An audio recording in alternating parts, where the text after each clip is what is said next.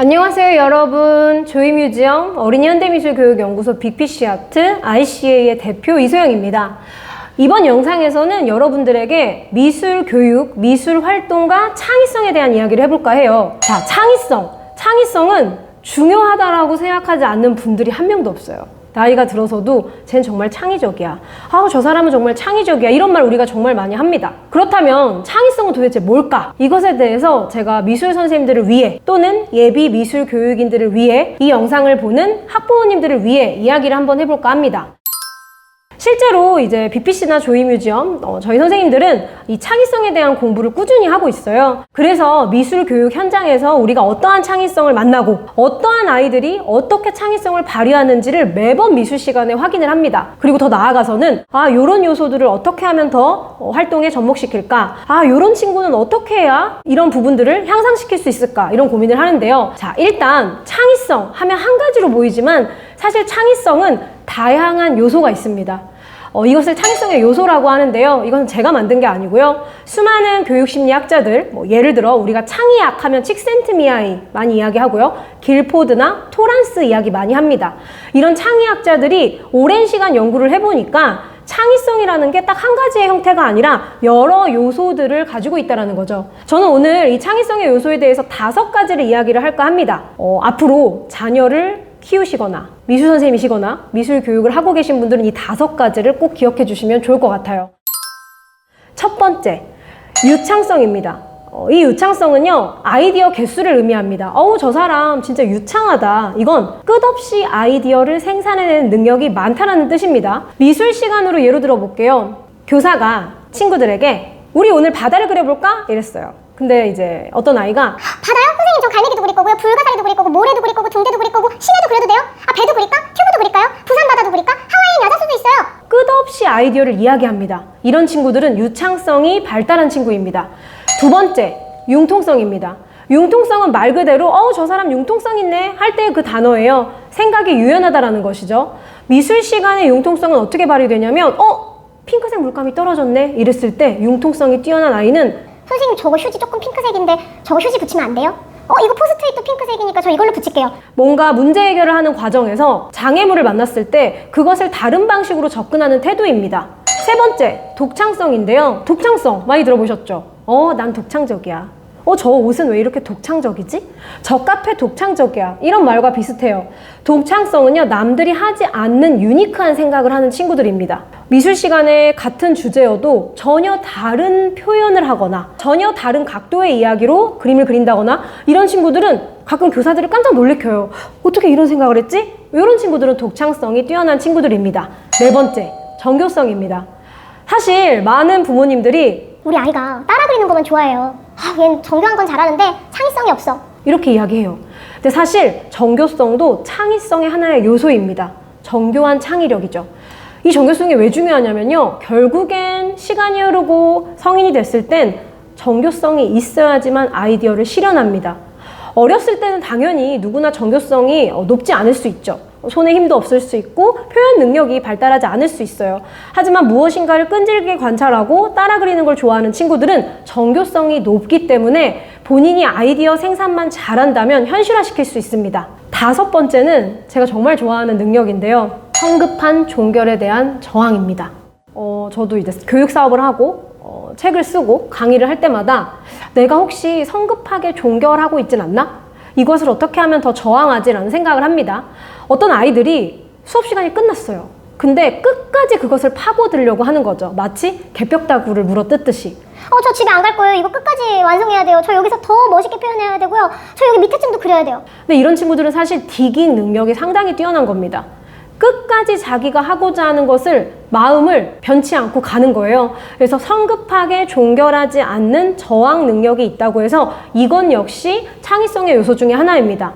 우리가 알고 있는 유명한 성공한 분들을 보면 성급한 종결에 대한 저항 능력이 상당히 높은 분들이 많아요.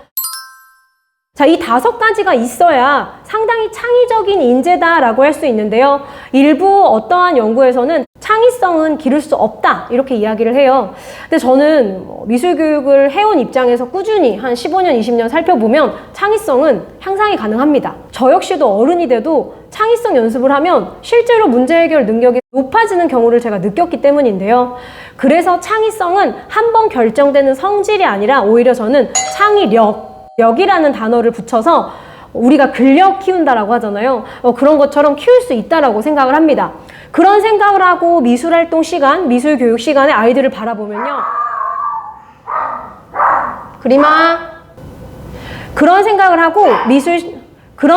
하고 미술 시간에 아이들을 바라보면 이 세상에 창의적이지 않은 아이가 없습니다. 여기까지 하고 끊고 다시 갈게요. 자, 그렇기 때문에 이 영상을 보는 부모님이나 미술 선생님, 미술 교육인들은 아이들을 만날 때 어머, 이 친구는 유창성이 많네. 아, 이 친구는 독창성이 많구나. 이렇게 생각을 하시면 보다 아이를 대할 때 도움이 됩니다. 그런데 약간 조금 아쉬운 게 교육 현장에서는 이렇게 오해할 수가 있어요. 유창성이 많은 아이는 아이디어 개수가 상당히 많기 때문에 내심 교사가 저 친구는 너무 산만하네. 실제로 한국에서 유창성이 많은 친구들이 그런 오해를 받습니다. 근데 그럴 때는요, 얼른 생각을 바꿔서 어머, 저 친구 정말 유창하구나. 숫자로 한번 아이디어 개수 세볼까? 와, 너 17가지나 생각했어? 유창성이 많은 친구들은요, 아이디어 개수는 많습니다. 근데 어떠한 아이디어가 더 중요한지 중요도를 모를 때가 많아요. 그럼 이 중에 다 그릴 수는 없으니까 정말 네가 좋아하거나 네가 중요하다고 생각하는 몇 가지만 먼저 고를까? 그걸 주인공으로 해줄까? 교사는 이런 발문으로 아이의 창의성을 돕는 겁니다. 이렇게 해라 저렇게 해라 가르치는 것이 아니라 건강한 발문으로 자극을 하는 거죠. 그럼 아이가 오케이, 알겠어요. 그러면은 저는 요거 3개 먼저 그릴게요. 그리고 나머지 더 그릴게요. 그러면 문제 해결을 할 때 좀 더 포인트를 잡을 수가 있겠죠. 독창성이 많은 아이들은 어떤 오해를 받냐면 사실 이런 친구들은 의외로 본인이 정말 특별한 걸 그리고 싶거나 특별한 걸 만들고 싶기 때문에 시작을 잘 안 하기도 합니다. 사실 문제 해결 능력이라는 것은 주어진 시간 내에 어떠한 해결 능력을 보여줘야 그것도 창의성인데 가끔 어떤 친구들이 끝까지 이것도 싫다 저것도 싫다 이야기할 때가 있어요. 어쩌면 그런 친구들은 진짜 미술을 싫어하거나 자신감이 없는 게 아니라 본인의 기준이 높아서 정말 멋있는 걸 세상에 표현하고 싶은데 그게 맘대로 안 되는 거예요. 그럴 땐 어떻게 해야 되냐면 일단 시작해보자. 평범한 아이디어를 좀씩 바꾸면 돼.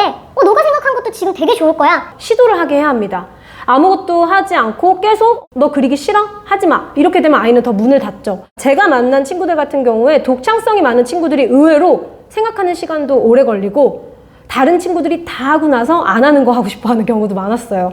그럴 땐 저 친구가 수업에 참여하지 않는 것이 아니라 어쩌면 저 내면의 독창성이 아주 높구나. 이렇게 생각을 해보시고 수업 활동을 전개해 나가시면 좋을 것 같습니다. 어떤 아이는 이 5가지가 다 발달한 경우도 덜어 있어요. 매우 전인적인 아이.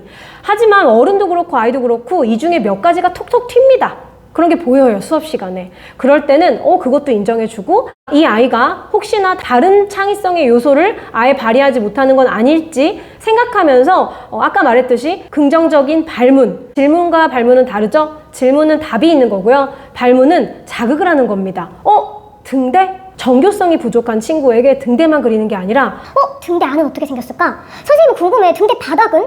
등대는 바닷속에 이렇게 파묻혀 있잖아. 어떻게 생겼을 것 같아? 한번 찾아볼까? 하면서 상상력을 사용하거나 관찰력을 키워줄 수 있겠죠. 저는 개인적으로 이 세상에 미술을 못하는 친구들은 없다고 생각을 합니다. 미술을 좋아하는데 좋아하는 부분이 다를 거라는 생각을 해요. 감상을 좋아하는 친구, 그리기를 좋아하는 친구, 만화를 좋아하는 친구, 만들기를 좋아하는 친구, 미술 현장에 자기가 오는 걸 기대하는 친구, 재료를 고르는 걸 좋아하는 친구. 이 모든 친구들이 다 미술을 사랑하기 때문에 선생님들이 이 영상을 보고 나서는 만나는 아이들마다 이 친구는 이런 미술의 측면을 사랑하고 이런 측면의 창의성의 요소가 있구나. 이렇게 생각하시면 좋을 것 같습니다.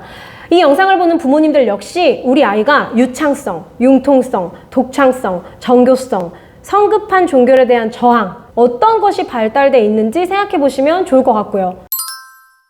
참고로 창의학자들은 오랜 시간 연구한 결과 가장 센 창의성의 요소를 이야기했습니다. 그것이 무엇일까요?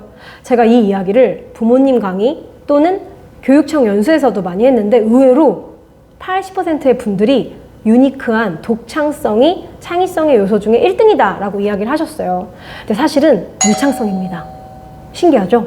이건 어떠한 영향이 있냐면 일단 아이디어 개수가 많잖아요. 그러면 끝까지 갑니다. 중간에 실패해도요. 그래? 그럼 다시 해보지 뭐 하면서 회복 탄력성이 높을 경우가 많아요. 어차피 유창성이 많은 친구들은 아이디어가 계속 생각나고 그 아이디어를 말하는 것을 그닥 부끄러워하지 않기 때문에 누군가가 너 그거 별로야 이러면 상처받지 않고 다시 또 다른 아이디어를 생각해냅니다. 아우 저 친구는 혼자 되게 떠들어 이렇게 생각을 했다면 마음속으로 어머 정말 유창한 아이였어 이렇게 생각을 하시면 되고, 반대로 독창성이 너무 높은 친구들은 유창성이 부족할 수 있기 때문에 꾸준히 계속 개수를 여러 개 늘린 다음 그 중에 하나를 골라보면 본인이 원하는 독창성이 발휘가 될 겁니다.